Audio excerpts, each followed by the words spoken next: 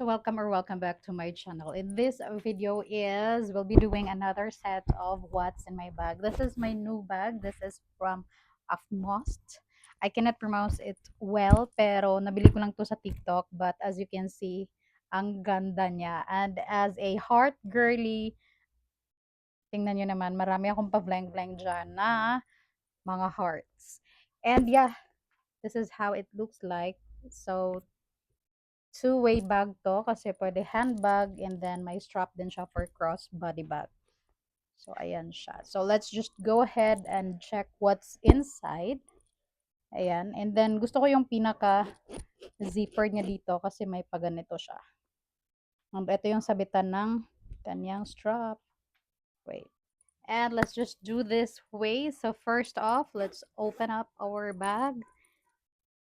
First is my small pouch. So this has a abubots inside, of course. So mga abubot ko dito, very simple lang. If you guys know me nowadays is pinapractice ko na talaga yung pagiging minimalists. Ganun. So I only have hair tie, lippy, and then skintific cushion. So ayan lang yung nandi-detach. And then next up is wet wipes. I always have a cute wet wipes inside my bag para just in case. So this really a must have, diba, as a girly. And then next up is my receipt wallet. So lagi ako may mga pouches or wallet for my receipts kasi we'll never know kung kailan tayo magkakaroon ng receipt and ayoko siyang pakalat-kalat inside my bag. So as you can see, ganyan siya. So dyan yung mga resibo ko for the day kasi kinukuha ko rin naman yan um, kinagabihan pag nasa bahay na. Next up is hairbrush. I so love this hairbrush. Nabili ko lang to sa Miniso. And gusto ko kasi yung brushes niya kasi napakalambot and masarap sa anik. Like hindi siya masakit. And maganda siya i-supply. Mura lang, I think 99 pesos pero sulit. Ayan.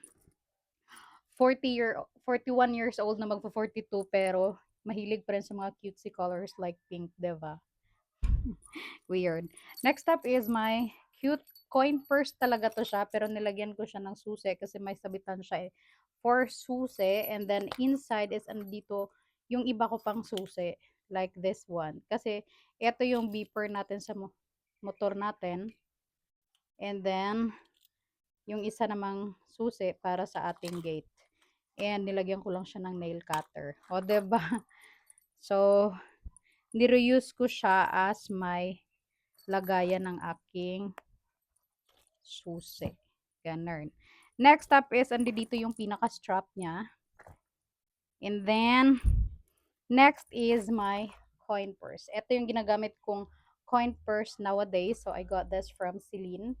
And as you can see, very cutesy lang talaga siya. And I just so love this kasi kung minsan na tinatamad ako magdala ng kahit na ano, by just bring this one is okay na ako kasi kasyang-kasya yung card. Makakapaglagay ka na rin ng paper bill and then coins. So, carry boom boom na kahit ito lang yung dala ko. Kung mabilisan lang naman yung lakad ko outside and then I don't need to bring anything with me. So, ito lang yung dinadala ko. And may lagayan din siya ng susi which I love kasi kung iiwan mo yung bahay nyo na bukas, may sabitan ka ng susi dyan. I love it so much. Next is my other phone. Bigay ng brother ko. Ayan. And then, last but not the least is my main wallet. Yes, kasi as you guys observed is ito yung pinaka-coin purse pero may ganito pa ako. Hindi ko kasi ito nilalagyan talaga ng coins kasi ayoko ng bulky yung pinaka-main wallet ko. And papasilip ko siya sa inyo. Ayan, MK. Ganyan naman siya sa loob. And gusto ko to kasi minsan pag sinusuklian tayo sa cashier or ano is hindi tayo ganun ka-comfortable para i-arrange pa natin yung mga pera na naisukli sa atin, 'di ba? So, if sinisiksik ko lang siya kaagad ng ganun, so parang libro lang na isiksik mo lang dyan, then i-close mo na, carry boom boom na. So, I love it kasi dito may lagayan siya ng phone pero hindi ko nilalagyan ng phone. Nilagay ko lang yung pera and then As you can see, arranged din yung cards natin dyan. Dito may two compartments din naman for our paper bill. And what else?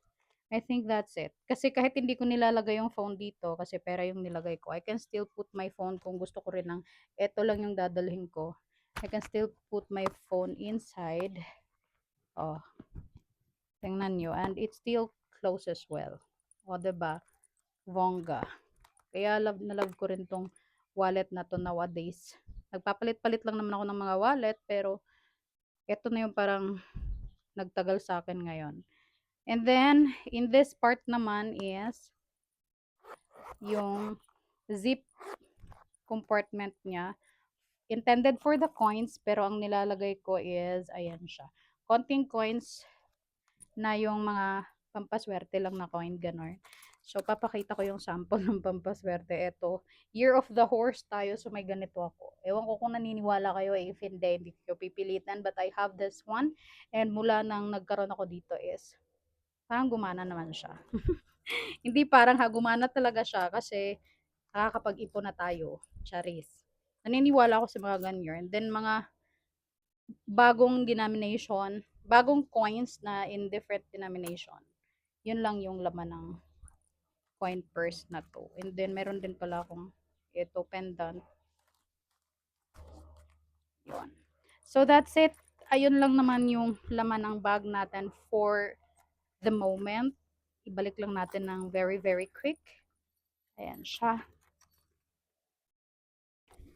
And, ayan. Ayan. Pag nakabalik na lahat is ganyan naman siya sa loob. Diba? So, yeah. I think that's it for this video. Thank you so much for watching. Hope nag-enjoy kayo kasi ako personally is love na love kong gumagawa ng mga what's in my bag. At same time, nanonood din ako ng mga nagumagawa ng what's in my bag dito sa YouTube or TikTok. So, ayan yung mga pa-bling-bling natin. I always have an alcohol na nakasabit. If possible, pag hindi ko nakakalimutan, pero lagi yan siyang nakasabit dyan. And then, ito po yung mga pa-bling-bling. And meron din pala siyang zip pocket dito. Ayan. Minsan nilalagay ko dito yung mga earpods ko. But right now, wala. But ito siya. So, dito ko sinisiksik yung earpod ko. Ayan. So, yeah. Thank you so much for watching again and see you on my next